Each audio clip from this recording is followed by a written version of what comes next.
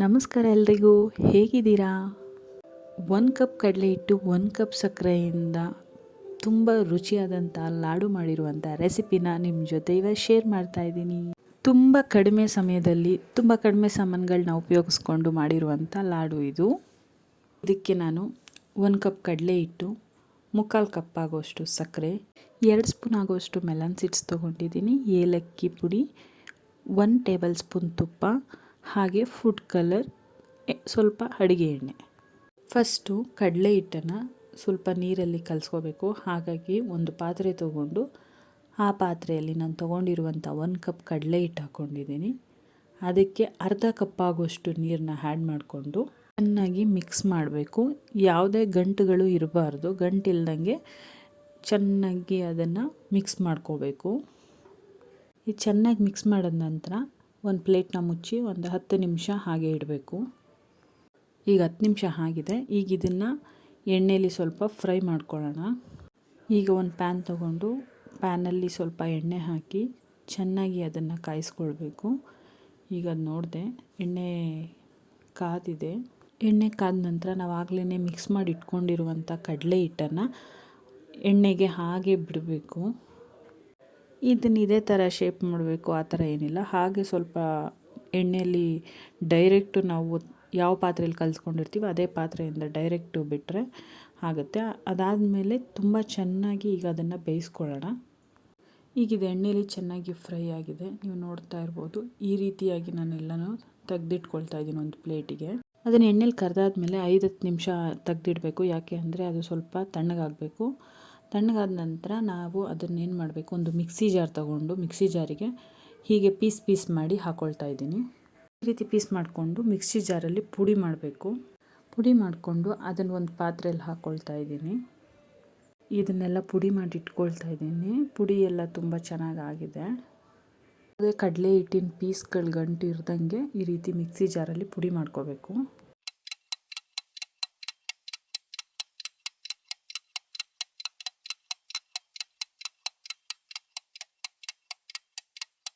ಇದಕ್ಕೆ ಸಕ್ಕರೆ ಪಾಕ ರೆಡಿ ಮಾಡಬೇಕು. ಹಾಗಾಗಿ ನಾವು ಆಗಲೇ ತೊಗೊಂಡಿರುವಂಥ 3/4 ಕಪ್ ಆಗುವಷ್ಟು ಸಕ್ಕರೆ, ಅದೇ ಕಪ್ಪಲ್ಲಿ 3/4 ಕಪ್ ಆಗುವಷ್ಟು ನೀರನ್ನ ಹಾಕಿ ಎರಡನ್ನು ಸಕ್ಕರೆ ಪಾಕವನ್ನು ರೆಡಿ ಮಾಡ್ಕೋಬೇಕು. ಇದಕ್ಕೆ ಏಲಕ್ಕಿನ ಕುಟ್ಟಿಟ್ಕೊಂಡಿದ್ದೆ, ಅದನ್ನು ಮಾತ್ರ ಹಾಕ್ತಿದ್ದೀನಿ. ಏಲಕ್ಕಿ ಪುಡಿ ಇತ್ತು ಅಂತ ಹೇಳಿದ್ರೆ ಪುಡಿ ಬೇಕಾದರೂ ಆ್ಯಡ್ ಮಾಡ್ಕೋಬೋದು. ಹಾಗೆ ನಾನು ಇದಕ್ಕೆ ಫುಡ್ ಕಲರ್ ಆ್ಯಡ್ ಮಾಡ್ತಿದ್ದೀನಿ. ಇದು ಲಿಕ್ವಿಡ್ ಫುಡ್ ಕಲರು. ಒಂದು 3 ಡ್ರಾಪ್ಸ್ 4 ಡ್ರಾಪ್ಸು ಫುಡ್ ಕಲರ್ ಹಾಕ್ತಿದ್ದೀನಿ. ಈಗ ಇದು ಫುಡ್ ಕಲರ್ ಎಲ್ಲ ಆ್ಯಡ್ ಮಾಡಿದ್ಮೇಲೆ ಒಂದು 4 ಮಿನಿಟ್ಸ್ ಚೆನ್ನಾಗಿ ನಾವು ಕುದಿಸಿದ್ರೆ ಪಾಕ ರೆಡಿಯಾಗಿಬಿಡುತ್ತೆ. ಆ ಪಾಕಕ್ಕೆ ನಾನು ಆಗಲೇ ಪುಡಿ ಮಾಡಿ ಇಟ್ಕೊಂಡಿರುವಂಥ ಕಡಲೆ ಹಿಟ್ಟಿತ್ತಲ್ಲ ಅದನ್ನು ಆ್ಯಡ್ ಮಾಡ್ಕೊಳ್ತಿದ್ದೀನಿ. ಅದನ್ನು ಸ್ವಲ್ಪನೇ ಹಾಕ್ಕೊಂಡು ಮಿಕ್ಸ್ ಮಾಡ್ತಾ ಇರಬೇಕು. ಚೆನ್ನಾಗಿ ನಾವು ಮಿಕ್ಸ್ ಮಾಡ್ತಾ ಅದು ತುಂಬ ಗಟ್ಟಿ ಆಗ್ತಾ ಹೋಗುತ್ತೆ, ನೀವು ನೋಡ್ತಾ ಇರ್ಬೋದು.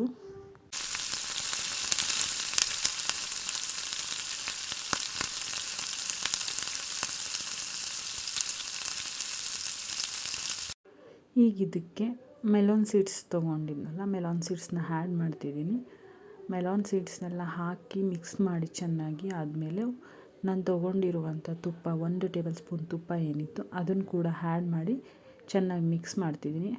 ಈ ರೀತಿಯಾಗಿ ಮಿಕ್ಸ್ ಮಾಡ್ತಾ ಅದು ಗಟ್ಟಿಯಾಗುತ್ತೆ. ನಮಗೆ ಇದು ಒಂದು 5-10 ನಿಮಿಷದಲ್ಲಿ ಈ ರೀತಿ ರೆಡಿಯಾಗಿಬಿಡುತ್ತೆ.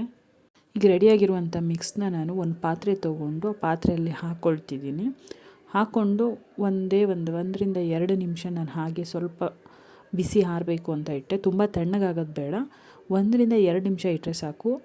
ಅದಾದಮೇಲೆ ನಾನು ಅದನ್ನು ಈಗ ಉಂಡೆ ಮಾಡಬೇಕು. ಹಾಗಾಗಿ ಕೈಗೆ ನಾನು ಸ್ವಲ್ಪ ತುಪ್ಪನ ಹಾಕ್ಕೊಂಡು ಒರೆಸ್ಕೊತಿದ್ದೀನಿ. ತುಪ್ಪ ಹಾಕ್ಕೊಂಡು ಹಾಗೆ ನಾವು ಇಟ್ಕೊಂಡಿರುವಂಥ ಮಿಕ್ಸ್ ಏನಿದೆ ಆ ಮಿಕ್ಸನ್ನು ಉಂಡೆ ಮಾಡಿದ್ರೆ ನಮಗೆ ಬೇಕಾಗಿರುವಂಥ ರುಚಿಯಾದಂಥ ಲಾಡು ರೆಡಿಯಾಗಿಬಿಡುತ್ತೆ.